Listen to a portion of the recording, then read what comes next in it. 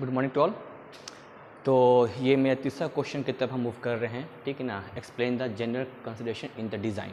मतलब डिज़ाइन जब हम करते हैं, पहला जो चैप्टर क्वेश्चन नंबर 1 और 2 था वो था प्रोडक्ट डेवलपमेंट एंड डिज़ाइन के ऊपर था 2 क्वेश्चन। यहाँ पे है डिज़ाइन के ऊपर, मतलब किसी को डिज़ाइन करने से पहले हम क्या क्या करते हैं। अगर सवाल आ जाएगा जनरल कंसिडरेशन के अबाउट, तो इस चीज़ को तुमको 5 टॉपिक को पॉइंट को लिख देना है, और जो भी सवाल पूछे ये 5 लिखना है, ठीक है ना।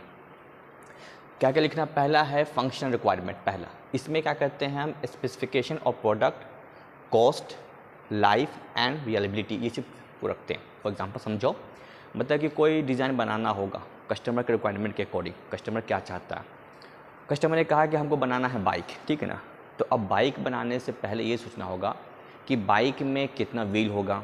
मतलब एक कस्टमर कहा कि भाई हमको बनाना है बाइक 2 व्हील, पेट्रोल बेसिस से बनाना है कि डीजल बेस से बनाना होगा। सीट कैसा होना चाहिए, 3 लोड बैठेगा कि 2 लोड के लिए होना चाहिए, ठीक है ना। हैंडल कैसा होगा, आगे का लुक कैसा होगा, इस सब का हम लोग एक तरह का स्पेसिफिकेशन में डाल देते हैं। उसके बाद उसका देखेंगे कितना कॉस्ट भी भागता है, उसका लाइफ कितना। अगर कोई चीज़ बना रहे हैं तो क्या बहुत जल्दी ख़त्म हो जाए, क्या बहुत जल्दी बर्बाद हो जाएगा, कि कुछ लंबे समय तक चलेगा। रिलायबिलिटी यही एक टर्म होता है कि मिनिमम कॉस्ट पे ये लंबे समय तक चलने वाला चीज़, ये कहलाता है रिलायबिलिटी। ये सब वर्ड है, याद रखना, ये सब जो वर्ड है ना बहुत इंपॉर्टेंट वर्ड होता है। जब भी क्वेश्चन आए इस सब वर्ड को लिखना है, और सब ब्लैक पेन से लिखना है। जो इंपॉर्टेंट टर्म होता है, जो तुम भी कुछ लिखो, अगर तुम गलत भी लिख रहे हो, ये सब टर्म को ब्लैक पेन से लिखा जाता है एग्जाम के समय, ठीक है ना। ताकि जो एग्जामिनर कॉपी चेक करे तो ये सब शब्द के ऊपर जब इसका नज़र पड़े तो कुछ उसको मार्क्स मिल जाए। सेकंड है सिलेक्शन ऑफ मैकेनिज्म। अब गाड़ी बनाना है तो गाड़ी कैसे बनाएंगे गाड़ी को। तो गाड़ी बनाने के लिए हम लोग कुछ दिमाग लगाएंगे, ठीक है ना, कि हाँ चक्का को ऐसे जोड़ेंगे, यहाँ पे नट लगाएंगे, यहाँ पे हैंडल लगाएंगे, सीट को ऐसे रखेंगे। तो इस तरह के दिमाग को जो को टेक्निक को क्या बोलते हैं, मैकेनिज्म। तो बेस्ट मैकेनिज्म को चुनेंगे। तो ये सब कौन चुनता है, इंजीनियर चुनता है, ठीक है ना। अच्छा टॉप क्लास का जो इंजीनियर होता है वो चीज़ को सेट करता है कि हाँ इसको ऐसे बनाएंगे। देखते नहीं मार्केट में एक से बाइक आते रहता है, गाड़ी आता है, कोई भी चीज़ एक से आता है, तो सब डिज़ाइन हम लोग करते रहते बैठ के। सेकेंड है कंपोनेंट का डिज़ाइन करेंगे। अब गाड़ी बनाने के लिए हज़ारों उसमें पार्ट लगे होते हैं, है ना। तो नट से लेके बोल्ट से वाशर तक उसके डिज़ाइन किया जाता है। तो हर एक कंपोनेंट का हम लोग डायमेंशंस को कैलकुलेट करेंगे, ठीक है ना। मतलब इतना न्यूमेरिकल बेस हो गया, ठीक है। चौथा हो गया मैन्युफैक्चरिंग प्रोसेस। अब इसको मैन्युफैक्चरिंग कैसे करेंगे हम लोग, कोई चीज़ बना लेंगे क्या करेंगे।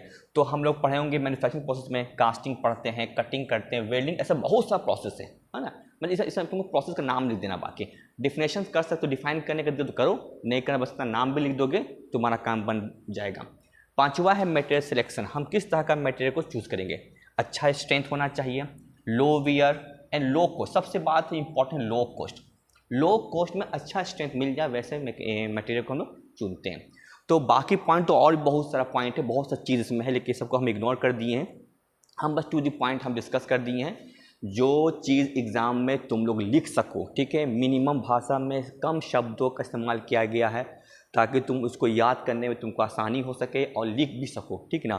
तो ये सब चीज़ याद रखना है कि जब भी डिज़ाइन के ऊपर सवाल आ जाए कुछ भी, ठीक है ना, थ्योरी फॉर्म में, तो अगर 1 to 5 पॉइंट भी लिख दोगे ना तुम्हारा काम बन जाएगा।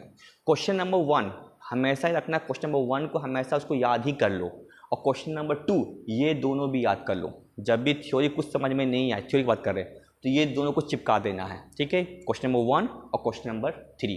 क्वेश्चन नंबर 2 जब सवाल पूछे तो डाल देना है, नहीं पूछे तो ये सब कर देना है, ठीक है ना। तो क्वेश्चन नंबर 1 और क्वेश्चन नंबर 3 बहुत इंपॉर्टेंट है, इसको याद ही कर लेना। जब भी कुछ समझ में नहीं आए इसको इस पर डाल देना, ठीक है। अब क्वेश्चन नंबर 4 को हम डिस्कस करने जा रहे हैं, ठीक है, वो हम नेक्स्ट वीडियो डालेंगे। बजा रखना कि उसी बच्चे के लिए वीडियो बनाया जो बस पास होना चाहता है, ठीक है, उसी के लिए बनाए। डिटेल में हम बहुत चीज़ छाड़ दिए हैं, हटा दिए हैं, ठीक है। ओके।